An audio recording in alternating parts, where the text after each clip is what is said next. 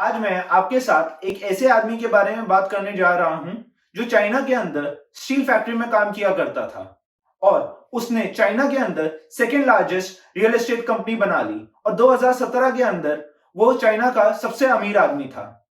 जब उसकी company fail हुई तो चाइना का पूरा हाउसिंग मार्केट ही कोलैप्स कर गया। सो आइए जानते हैं इसके पीछे की कहानी। Let's begin with the video.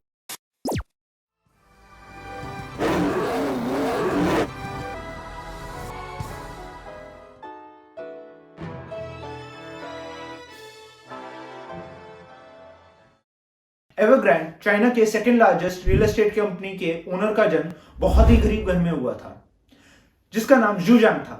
जूजांग की मदर की सेप्सिस की वजह से जब वो 8 महीने का था तो डेथ हो गई। जूजांग के फादर ने सेकेंड साइनो जापानीज वॉर के अंदर चाइना को एज अ सोल्जर रिप्रेजेंट किया था और उसके बाद वो एक वेयर हाउस में काम करते थे। जूजांग का पूरा बचपन अपनी दादी के साथ गुजरा। ग्रेजुएशन कंप्लीट करने के बाद जूजांग ने एक स्टील फैक्ट्री में काम करना चालू कर दिया जहां पर उसकी मुलाकात उसकी वाइफ से हुई। 10 साल स्टील फैक्ट्री में काम करने के बाद 1992 के अंदर जूजांग ने वहां से फाइनली रिजाइन ले लिया और वो शंघाई के उस स्पेशल इकोनॉमिक जोन में शिफ्ट हो गया जहां पर रियल एस्टेट का बूम था।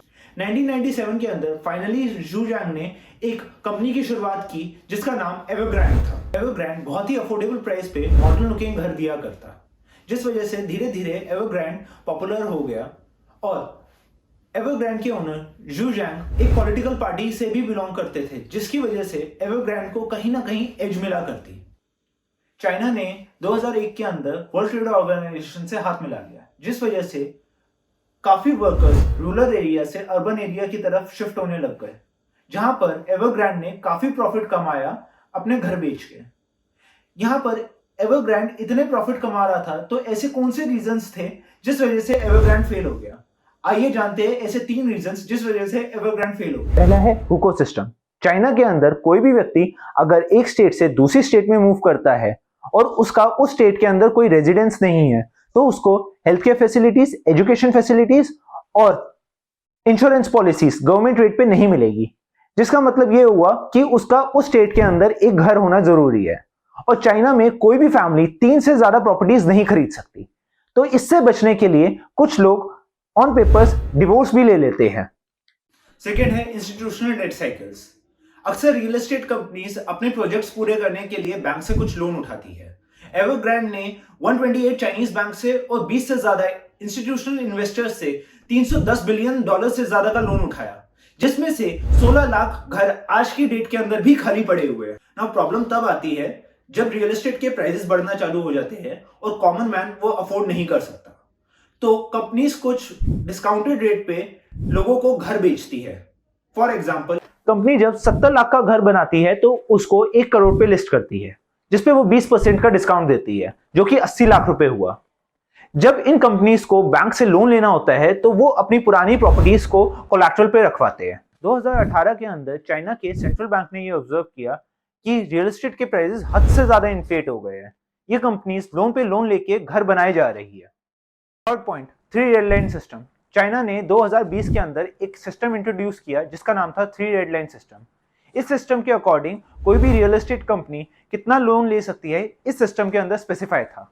2021 के अप्रैल मंथ में एवरग्रांड इस टेस्ट को फेल कर गया, जिससे खुलासा हुआ एक बहुत बड़े स्कैम का। इंस्टीट्यूशनल डेट साइकिल के अंदर डिस्काउंटिंग की वजह से जब प्रॉब्लम आनी चालू हुई तो जूजांग ने WMP के थ्रू लोगों से पैसा उठाना चालू कर दिया। WMP का मतलब हुआ वेल्थ मैनेजमेंट प्रोडक्ट्स। इसमें इन्वेस्टर्स बॉन्ड्स, डिबेंचर्स और सीडीओस के थ्रू पैसा इन्वेस्ट करते हैं जिनको प्रॉमिसरी रिटर्न्स दिए जाते हैं। जूजांग को मार्केट से पैसे उठाने में कोई ज्यादा दिक्कत नहीं आई। उसके पीछे रीजन ये था, जूजांग कम्युनिस्ट पार्टी के अंदर एक मेंबर था और कंपनी जो थी वो फॉर्च्यून 500 के अंडर थी, जिसकी वजह से इन्वेस्टर्स ने $147 बिलियन की इन्वेस्टमेंट की। तो हो गया कंपनी का डेट। अब आते हैं कंपनी के वेल्थ मैनेजमेंट पे। कंपनी ने 2010 के अंदर 14,000 करोड़ की फुटबॉल टीम खरीद ली, 10,000 करोड़ का फुटबॉल स्टेडियम खरीद लिया और $87 बिलियन की इलेक्ट्रॉनिक कार्स की कंपनी चालू कर दी, जिसमें से आज की डेट में एक कार भी मैन्युफैक्चर नहीं की गई है। सोने पे सुहागा, कंपनी ड्रिंकिंग वाटर्स के बिजनेस में भी एंटर कर गई। इस सब के बावजूद कंपनी बच जाती, लेकिन जूजांग की नियत ही साफ नहीं थी। इन 2 सालों के अंदर कंपनी का प्रॉफिट हुआ 27,000 करोड़ का और कंपनी ने डिविडेंड दे दिया 61,000 करोड़ का, जिसके अंदर से आधा पैसा 35,000 करोड़ जू जैंग की पॉकेट में ही गया। अगर हम इसको इंडियन पर्सपेक्टिव से देखें तो रिलायंस का कैपिटल है 16 लाख करोड़, वहीं पर एवरग्रांड की लाइबिलिटीज है 22 लाख करोड़। तो आप ये समझ सकते हैं कि चाइना की रियल एस्टेट मार्केट किस हद तक कोलैप्स की हुई है। आपको ये वीडियो कैसी लगी प्लीज कमेंट बॉक्स में बताइए। अगर आपको ये वीडियो अच्छी लगी तो प्लीज लाइक कीजिए, सब्सक्राइब कीजिए, और अगर आपको ये अच्छी नहीं लगी तो आप मोरे एसोसिएट्स की दूसरी वीडियोस जाके देख लीजिए और उसको लाइक कीजिए। Thank you so much.